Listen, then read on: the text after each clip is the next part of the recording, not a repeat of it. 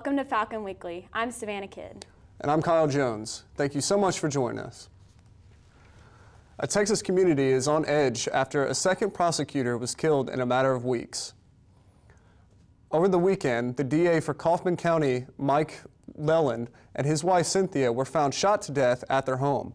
This incident comes almost 2 months after Assistant DA Mark Hesse was shot and killed in broad daylight outside the county courthouse. Many citizens are wondering if this is a plot to kill criminal justice officials. However, authorities have yet to make a statement on if these crimes are connected, but say security efforts will be increased. Prosecutors in Colorado announced today that they want to seek the death penalty for the man who is accused of being the Aurora movie theater shooter. Court documents revealed that John Holmes' lawyers offered a guilty plea in exchange for avoiding the death penalty, but prosecutors declined the offer last week. Holmes is being charged with killing 12 people and wounding 58 inside an Aurora, Colorado movie theater last year.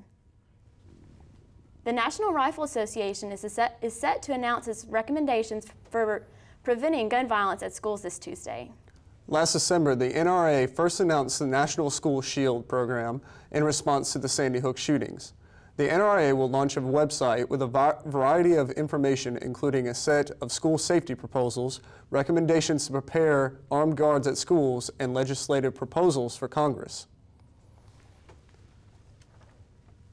A Florida school bus aide has been arrested after harassing a 5-year-old student.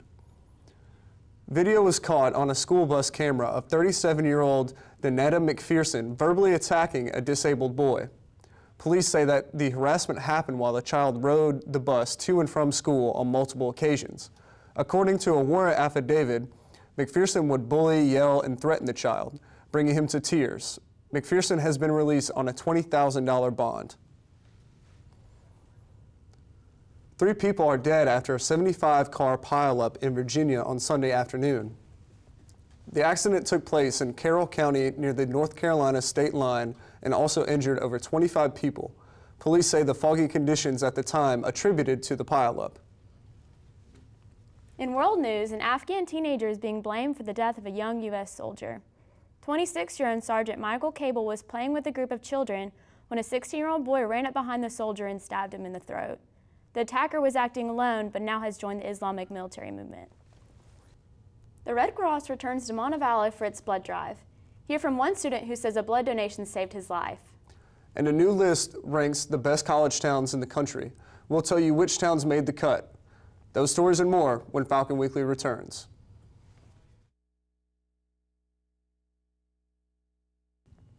Welcome back to Falcon Weekly. The university is in for a very busy week. SGA elections and Greek Week are just the beginning of an exciting time here on campus. Another event happening this week is the Red Cross Blood Drive. Donating blood gives students the opportunity to save lives without even leaving campus. Falcon Weekly's Samuel Phillips joins us live from campus with more. It's that time of the semester again, and the American Red Cross will be on campus this week to hold a blood drive. Red Cross employees will be set up in the meeting room on the 2nd floor of Farmer Hall tomorrow and Wednesday from 11:30 a.m. to 5 p.m. Donors are required to be healthy and weigh at least 110 pounds. It is also recommended that a donor be well hydrated and not skip any meals. We spoke to UM student Tavares Dozier, who told us about his experience living with lupus and receiving a blood donation.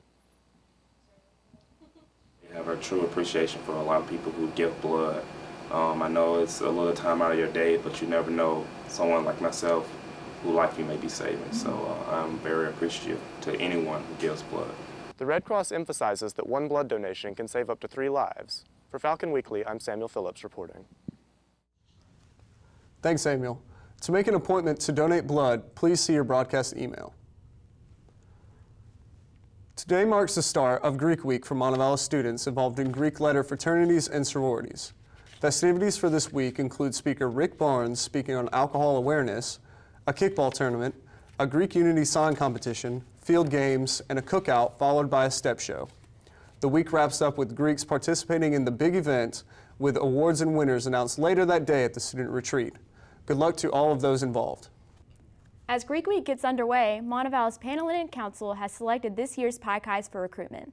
Falcon Weekly's Sloan Gibby introduces us to this group and explains how they help potential sorority members prepare for Greek life.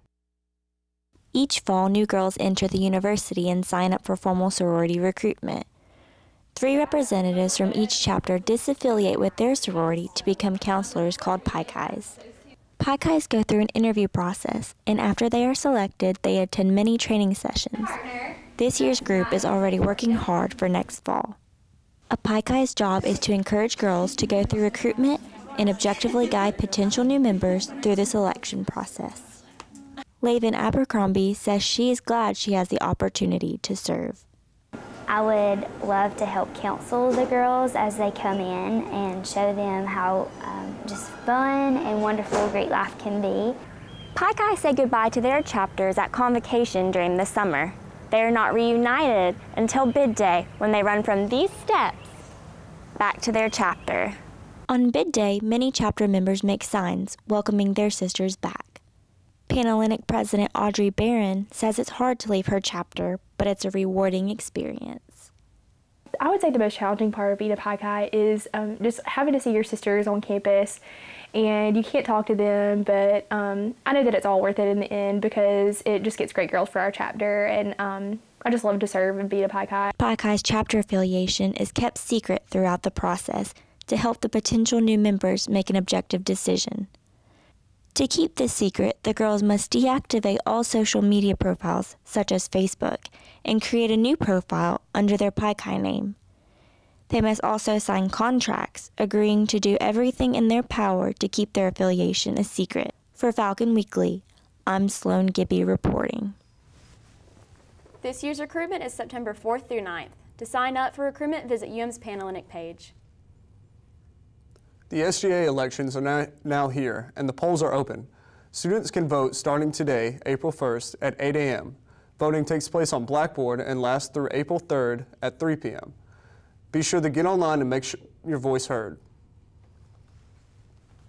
The American Institute of Economic Research has come up with its top 75 best college towns and cities for students. Number 1 on the list, Ithaca, New York, home of Cornell University, Ithaca College, and Tompkins Cortland Community College.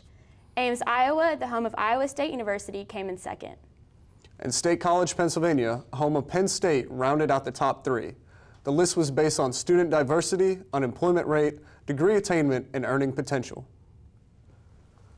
Coming up next, a popular frozen food company has issued a recall for most of their products. Find out which snacks are on the list. And see why the Easter Bunny had a run-in with the law during Easter weekend. Those stories and more when Falcon Weekly returns.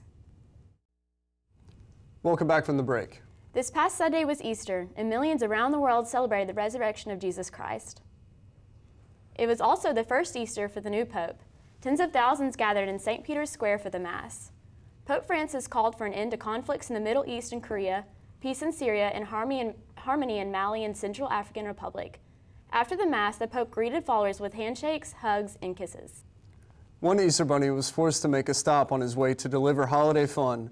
The Easter Bunny got busted for not obeying the rules of the road in California on Saturday. The Highway Patrol says the man was not wearing a helmet while riding a motorcycle on I-8 in suburban San Diego. The bunny said he was on his way to an Easter charity event. After a stern talking to and a warning, he was allowed to go about his holiday business. Today was the annual White House Easter egg roll. President Obama and his family were out on the White House South Lawn today alongside thousands of children and onlookers to take part in the 135th White House Easter egg roll. This year's theme is Be Healthy, Be Active, Be You. Like many of us, the White House is also in the April Fool's spirit today. People tuned in expecting to hear a special message from President Obama. What they got was 9-year-old Robbie Novak calling himself Kid President. Novak stated, "You look like you were expecting somebody else. April Fools on all y'all." Scientists have found that laughter could be the best medicine. Research say that when you laugh, it opens up your blood vessels, causing less stress on your heart. It can also de-stress the rest of your body by releasing endorphins from the brain, which is important because stress can cause the brain to overload with chemicals that could lead to high blood pressure. Researchers also showed that 15 minutes of deep laughter a day is as important for your heart as 30 minutes of exercise 3 times a week. Several farm-rich frozen foods are being recalled because of possible E. coli contamination. Farm-Rich is recalling more than 196,000 pounds of frozen quesadillas, mini pizzas, and mozzarella bites. The products were made between November 12th and 19th of 2012. The CDC says there's been 24 cases of E. coli reported across 15 states. Most of the cases of sickness involve people under 22 years old. Switching gears to weather, now it's time for a check of our Montevallo forecast. Falcon Weekly's Megan Roberts joins us with a look at this week's weather. Hi, Megan. Hi, guys. The weather is very beautiful today and warm. It's going to be clear, and we're going to have one more clear day, and then we're going to have some rain creeping into the forecast towards the end. Let's take a look at the 7-day forecast. Okay, on Monday, which is today, you can see that the high is 72. It's very nice, a really great spring day. Tuesday is going to be a clear day as well, and then starting Wednesday, Thursday, and Friday, we're going to have some chances of rain. Thursday, it's going to be a little bit cooler because of the rain coming in, but that's not going to last very long because as you see, 66 on Friday, and then 75 and 76, okay, 75 and 76 on the weekend, which is going to be very warm and nice kind of weather for outdoor activities, but it's really important to keep in mind that because spring is here, pollen is also in the air, so just keep that in mind for the allergy people. Back to you guys in the studio. Thanks, Megan. Many Facebook users probably noticed something different about their friends' Facebook profile pictures last week. The social networking site says 2.7 million users changed their profile image last Tuesday. That's the same day the U.S. Supreme Court heard arguments in a case concerning same-sex marriage. The Human Rights Campaign urged people to change their Facebook profile pictures to a pink on red equal sign. The change was aimed at showing support for same-sex marriage. Softball players from all over the South were in Birmingham this weekend. More than 30 teams competed in the Southern Shootout 20-13. It's the longest continuously running gay softball tournament in America. Players say they enjoyed the competition and the camaraderie. Stefan Vaziri joins us now in the studio for a look at sports. So what's been going on in sports? It's been a really busy week for sports with March Madness. I'll have the highlights coming up after the break. Welcome back to Falcon Weekly. I'm Stefan Vaziri with a look at this week's sports. March Madness continued this weekend and was highlighted by an emotional match between Louisville and Duke that saw sophomore guard Kevin Ware suffer a horrific injury. Andrew Spencer has more on the story. It was an injury so disturbing we won't show it here, but you can see players like Cardinal Junior guard Russ Smith physically react.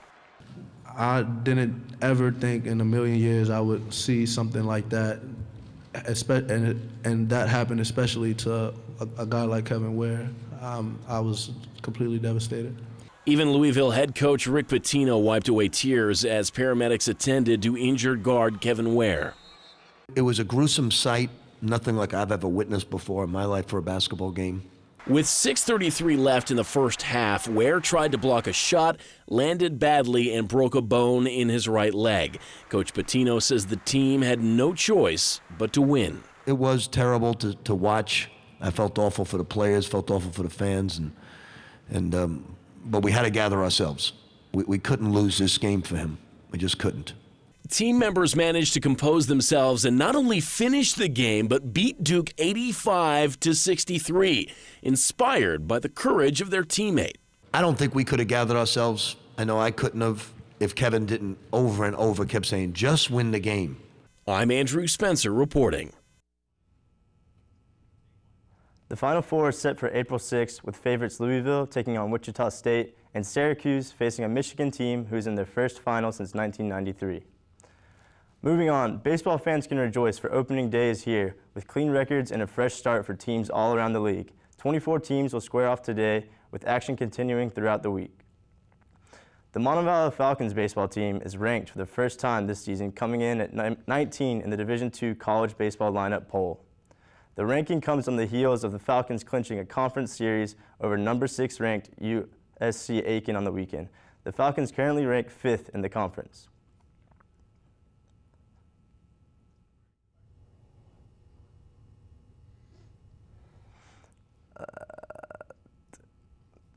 The Montevallo's track and field team also saw action this weekend with Madison Brown claiming first place in the javelin throw. What are we doing? the school's first individual title in track and field. The Falcons finished 9th overall in the competition, tallying a total of 29 points at the meet. And that's a look at this week's sports. Thanks, Stefan. Finally today, a golfer took a new approach to beating a water hazard. Danish golfer Andreas Hart competed in the Trophy Hassan tournament over the weekend. On the final day of competition, Hart's shot ended up on the bank of a lake. In order to keep pace with the leaders, Hart had no choice but to take off his pants and wade into the lake for a clear shot. Hart finished tied for 15th in the tournament. That's all we have time for this week's show. Thank you so much for joining us. For more news, be sure to check out the Falcon News Network blog. The web address is on your screen. We'll see you again next week.